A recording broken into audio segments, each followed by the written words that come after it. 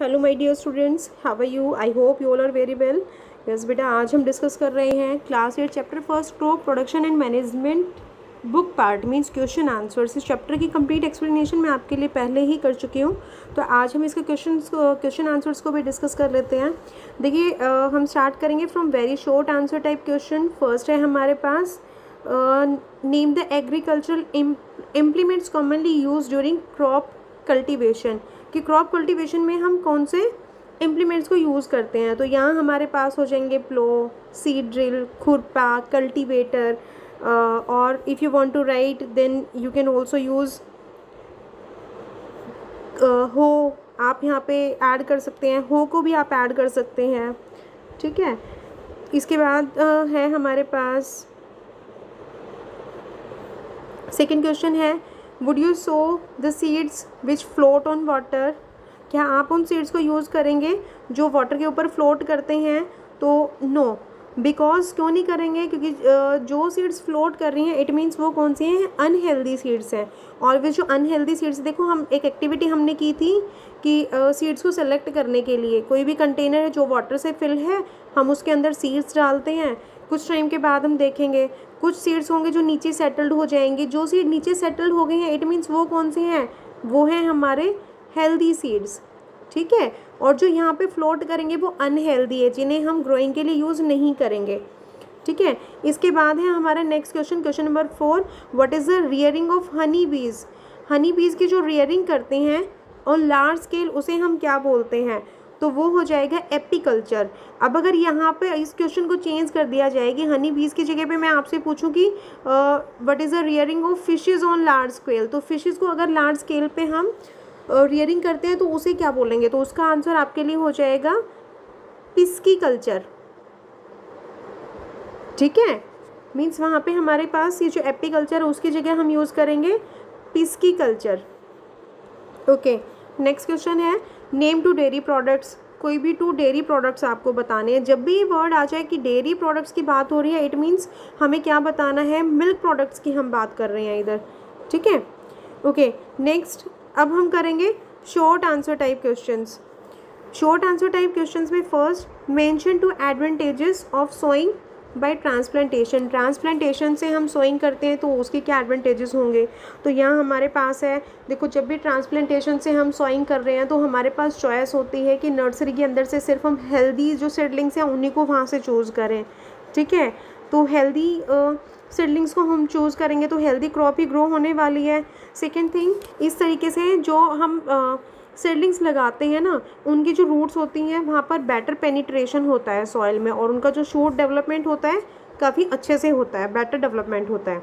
Next है question number 2, how are fertilizers apply to the soil. जो fertilizers हैं उन्हें सॉइल में कैसे अप्लाई किया जाता है? तो ये हो जाएगा कि जो फर्टिलाइजर्स हैं, मैंने आपको बताया था कि जो फर्टिलाइजर्स हैं दे आर वाटर सोल्यूबल, अच्छे वाटर सोल्यूबल होते हैं। तो जब हम इरिगेशन कर रहे होते हैं ना तो उसी टाइम ब्रॉडकास्टिंग की जाती है फर्टिलाइज़र्स को और उन्हें यूज़ किया जाता है, ठीक है। और दूसरा ये हो सकता है कि जो इरिगेशन चैनल है ना, चैनल है मीन्स नॉट चैनल, सॉरी, जो इरिगेशन चैनल है जहाँ से हमारे फील्ड में वाटर एंटर कर रहा है, ठीक है, वहाँ पर भी मीन्स हम यहाँ पर अपने फर्टिलाइज़र्स को वहाँ ऐड कर सकते हैं जिससे कि यूनिफॉर्मली फिर वो फर्टिलाइज़र्स हमारे पूरे फील्ड के अंदर स्प्रेड हो जाए।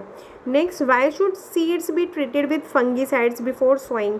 सोइंग करने से पहले सीड्स को फंगीसाइड क्यों किया जाता है? तो फंगीसाइड इसलिए करते हैं बेटा कि जो हमारे सीड्स हैं ना कि देखो सीड्स को अभी मैंने बताया कि पहले सेलेक्ट करने के लिए हम उन्हें वाटर के अंदर डिप कर रहे हैं जो वाटर को एब्जॉर्ब कर लेते हैं, जिससे क्या होगा कि उनके अंदर मॉइस्चर आ जाएगा। अब मॉइस्चर आने के बाद में चांसेस होते हैं कि सॉइल के अंदर माइक्रो ऑर्गेनिज्म तो प्रेजेंट ही होते हैं, मे बी वो उनके साथ एक्शन करें, मीन्स उनको वहाँ पे फंगस लग जाए जिससे कि सीड जो है डैमेज होने के चांसेस होते हैं। तो इसी वजह से उनको फंगीसाइड कर लिया जाता है कि हमारे जो सीड्स जो ग्रो करेंगे हेल्दी वहाँ पे ग्रोथ हो और वो फ्री रहें डिजीज़ से। Next, how are perishable foods stored on the commercial scale, कि जो पेरिशेबल जो यहाँ पे वर्ड है ये पेरिशेबल फूड मीन्स जो जल्दी ही ख़राब होने वाले होते हैं, तो उनको कमर्शियली स्केल पर कैसे स्टोर किया जाता है? तो उन्हें हम स्टोर करते हैं एट लो टेम्परेचर पे उन्हें स्टोर किया जाएगा। यानी कि ठंडा करके रखा जाता है। अब जैसे अगर हम बात कर रहे थे कि ग्रेन्स को कहाँ पे स्टोर करते हैं, तो ग्रेन्स को तो हम जैसे गनी बैग्स हैं उनके अंदर हम स्टोर कर लेते हैं, यानी कि ग्रेनरीज में या साइलोज के अंदर उन्हें स्टोर किया जाता है। ठीक है, नेक्स्ट है हमारे पास name the commonly grown cereal crops. Commonly cereal crops जो हम ग्रो करते हैं उनके एग्जाम्पल देने हैं, तो इनमें से आप कोई भी एग्जाम्पल दे सकते हैं। यहाँ पे बहुत सारे एग्जाम्पल आपको गिवन है, जैसे ग्राम है, बार्ले हो गया, राइस, मेज एक्सेट्रा। ठीक है, नेक्स्ट है लॉन्ग आंसर टाइप क्वेश्चन, जिसमें describe two main crop seasons of our country mentioning their period of sowing and harvesting. तो कब उन्हें सोइंग कर रहे हैं, कब उन्हें हार्वेस्ट किया जा रहा है, इसी बेसिस पे आपको उनको डिफ्रेंशिएट करना है। तो यहाँ पर देखो साथ में आप एग्जाम्पल भी लिख सकते हैं कि एग्जाम्पल, जैसे कि आप एग्जाम्पल करेंगे राबी क्रॉप्स के लिए, तो राबी क्रॉप्स जो विंटर में ग्रो होती हैं, तो यहाँ पे आपके पास जो एग्जाम्पल है दैट इज़ वीट हो जाएगा। अभी मेरे पास स्पेस, मैं यहाँ लिख देती हूँ, जो आपके राबी क्रॉप्स है ना उसमें आपका जो एग्जाम्पल है वो वीट हो जाएगा। और अगर बात की जाए खरीफ क्रॉप्स की, तो इसमें जो हमारा एग्जाम्पल है मिलेट्स हैं, बाजरा है। ठीक है, ये इसमें एग्जाम्पल हो जाएगा। और दूसरा इसमें एग्जाम्पल हम राइस भी लिख सकते हैं। ठीक है, तो ये क्या हो जाएंगे, हमारे खरीफ क्रॉप्स हो जाएंगे। और राबी क्रॉप्स में वीट के साथ आप मस्टर्ड भी डाल सकते हैं, तो ये उनके एग्जाम्पल्स। नेक्स्ट है name the agricultural implement commonly use during crop cultivation. कि क्रॉप कल्टीवेशन में जो एग्रीकल्चरल इम्प्लीमेंट्स हम यूज़ करते हैं उनके नेम हमें करने हैं। ये क्वेश्चन हमने वेरी शॉर्ट क्वेश्चन में भी डिस्कस किया था, प्लो, सीड ड्रिल, खुरपा, hoe and cultivator, these all. Next, why is land ploughed and levelled before sowing. Sowing करने से पहले जो लैंड है यानी कि फील्ड है उसको प्लो क्यों किया जाता है, लेवल क्यों किया जाता है। तो सिंपल है भाई, अपनी सॉइल, अपने जो प्लांट्स हैं उनकी रूट्स अच्छे से पेनिट्रेट कर सकें, उनको प्रॉपर एरेशन हो सके, उन्हें एयर मिल पाए, इसलिए उस अपने सॉइल को प्लोइंग किया जाता है। दूसरा, जब प्लोइंग करते हैं तो सॉइल की जो टर्निंग ऑफ होती है, इससे जो न्यूट्रिएंट्स जो टॉप सॉइल के जो कई बार होते हैं कि जो टॉप सॉइल होती है वो एयर की वजह से या बारिश की वजह से वो बह जाती है। तो जब हम टर्निंग करते हैं तो जो नीचे वाले जो न्यूट्रिएंट्स मिट्टी के अंदर है वो अच्छे से उथल पुथल होने के बाद यानी कि इंटरमिक्सिंग अच्छी हो जाती है उनकी। ठीक है, और दूसरा, जब फील्ड को थोड़े टाइम के लिए हम ऐसे ही छोड़ देते हैं ना, तो उसमें अनवांटेड प्लांट ग्रो हो जाते हैं जिन्हें हम वीड्स बोलते हैं। तो जब हम प्लॉइंग करेंगे तो वो भी अपरूटेड हो जाएंगे। लेवलिंग करने से क्या होता है, एक तो जो सॉइल के अंदर जो मिट्टी के जैसे ढेले से बन जाते हैं ना वो अच्छे से क्रश हो जाते हैं। और दूसरा, वहाँ पे क्या होगा, लेवलिंग करने से हमारे फील्ड के अंदर वाटर लॉगिंग नहीं होगी। ऐसा नहीं, देखो अगर फील्ड लेवल नहीं होगा तो ऊपर नीचे जो नीचे वाले हिस्से हैं उनके अंदर तो वाटर ज़्यादा स्टोर इकट्ठा हो जाएगा, यानी कि वाटर लॉगिंग हो जाएगी, और जो ऊपर वाले पार्ट उनको वाटर ही नहीं मिल पाएगा। तो यूनिफॉर्मिटी के लिए भी हम लेवलिंग करते हैं। Next, transplantation. ट्रांसप्लांटेशन क्या होता है, which crops are sown by this method. कौन सी जो हमारी क्रॉप्स हैं उन्हें सो किया जाता है। तो ट्रांसप्लांटेशन में क्या होता है, पहले नर्सरी के अंदर हम जो सीडलिंग्स होते हैं ना उनको ग्रो करते हैं, और फिर नर्सरी के अंदर से जो हेल्दी सीड्स होते हैं उन्हें वहाँ से सेलेक्ट करके फील्ड के अंदर लगाया जाता है। तो इसमें मोस्टली हमारे पास जैसे राइस हो जाएगा, टोमेटो है, ऑनियन, चिली, मीन्स इन सब को हम ट्रांसप्लांटेशन से सो करते हैं। Next, what is drip irrigation. Drip irrigation क्या होता है, तो ड्रिप इरीगेशन में देखिए क्या होता है कि फील्ड के अंदर है ना, जैसे हमारा फील्ड है और प्रॉपर ये रोज़ बनी हुई है जिनके अंदर हमने क्रॉप लगाई हुई है, तो इनके साथ साथ हम यहाँ पर पाइप्स का एक नेटवर्क बना देते हैं। ठीक है, जो पाइप का नेटवर्क हम यहाँ पे बनाते हैं, तो एक मिनट में कलर चेंज कर लेती हूँ।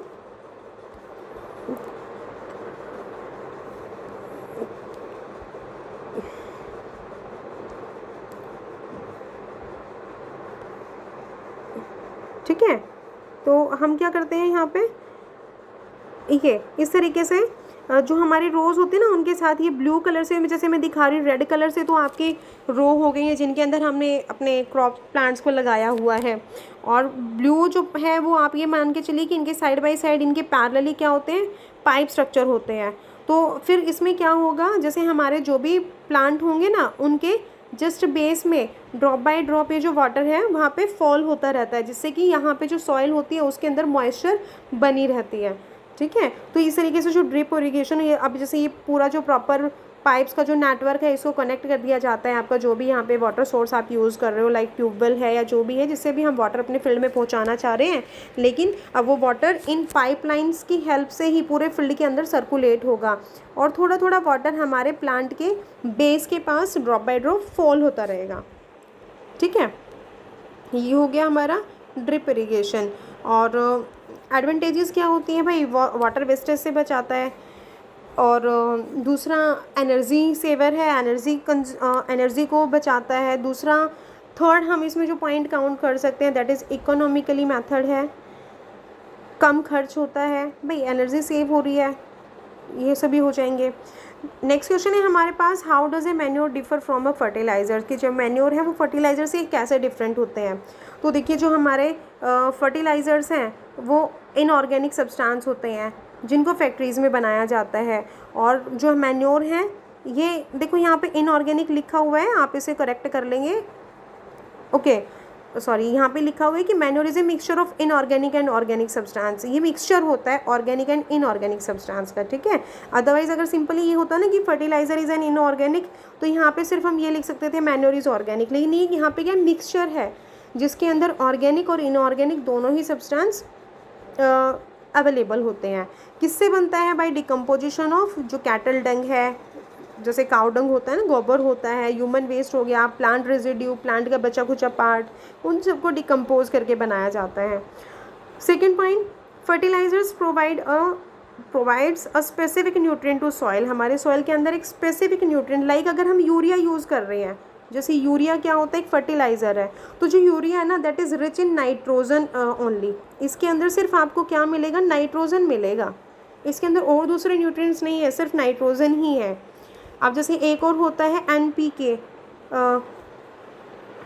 NPK कई बार आपसे वन वर्ड क्वेश्चन में ये पूछ भी लेते हैं कि what do mean by NPK और what is the full form of NPK।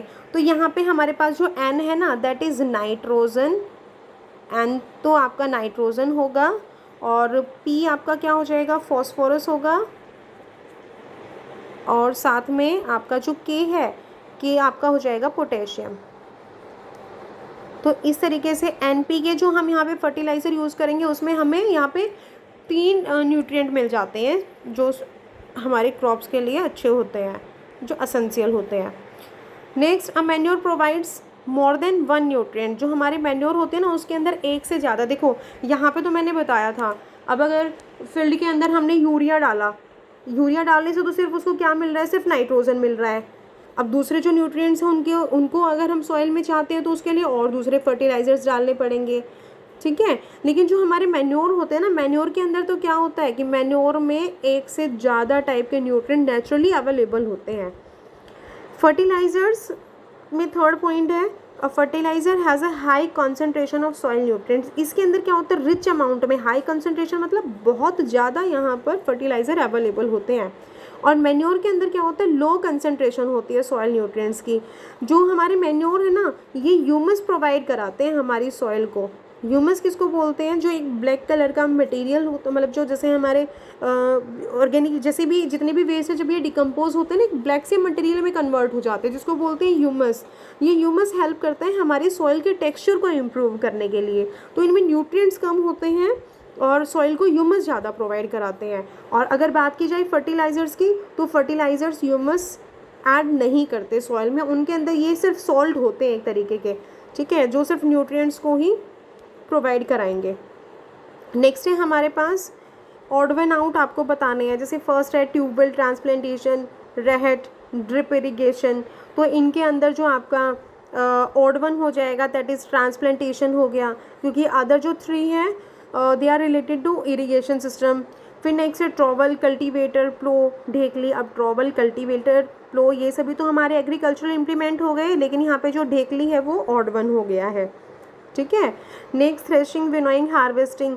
ये देखिए जो तीनों टर्म है these are related to harvesting process, लेकिन जो वाटर लॉगिंग है वो यहाँ पे ऑड हो गया, अलग हो गया। Next buffer stock, silos, Ghani bags and cold storage. तो यहाँ पे देखो जो कोल्ड स्टोरेज है वो सिर्फ पेरिशेबल फूड्स को स्टोर करने के लिए यूज़ किया जाता है, और रिमेनिंग जो 3 हैं उनको ग्रेन्स को स्टोर करने के लिए यूज़ करते हैं। तो अलग कौन हो जाएगा, कोल्ड स्टोरेज हो जाएगा। Next question number 5, eggs incubator, poultry, milching animals. तो इनमें हमारे पास जो डिफरेंट है वो कौन होगा, मिल्चिंग एनिमल, क्योंकि जो मिल्चिंग है that is related to dairy farming, जो डेयरिंग करते हैं ना उससे रिलेट कर रहे हैं, और रिमेनिंग जो 3 हैं they are related to poultry. I hope यहाँ तक सबको क्लियर हो गया होगा। नेक्स्ट अब हम करेंगे define the following terms. Horticultural crops की जो हॉर्टिकल्चरल क्रॉप्स है वो क्या होती है। तो जो लार्ज स्केल पर कल्टीवेशन होता है बेटा वेजिटेबल्स का, फ्रूट्स का, या डेकोरेटिव प्लांट लाइक हम फ्लावर प्लांट लगाते हैं, तो इन सब को इन्हीं को हम बोलते हैं हॉर्टिकल्चर। और ये जो क्रॉप्स होती हैं लाइक वेजिटेबल क्रॉप है, फ्रूट क्रॉप या फ्लावर क्रॉप, उन्हीं को हम क्या बोलते हैं, उनको हम बोलते हैं हॉर्टिकल्चरल क्रॉप्स। नेक्स्ट है ट्रांसप्लांटेशन। ट्रांसप्लांटेशन ये वो प्रोसेस है जिसमें हम ट्रांसफ़र करते हैं सीडलिंग्स को, कहाँ से, फ्रॉम सीड बेड मतलब छोटी सी नर्सरी बनाते हैं जहाँ पे हम सीड्स को ग्रो कराएंगे, और वहाँ से हम सीडलिंग्स को यानी कि जो छोटे छोटे प्लांट ग्रो हो गए हैं उनको उठा करके फिर हम अपने फील्ड में लगाते हैं। नेक्स्ट पिस्कीकल्चर, जब हम लार्ज स्केल पर रेयरिंग करते हैं फिशेस की, लार्ज स्केल पर फिशेस को रेयर किया जाता है फॉर प्रोडक्शन ऑफ फिश, तो उसको हम बोलते हैं फिश फार्मिंग, और उसी को हम बोल देते हैं पिस्कीकल्चर। और जो छोटे छोटे यहाँ पर उनकी नर्सरीज बनाई जाती है ना फिशेस की, उनको बोलते हैं हैचरीज।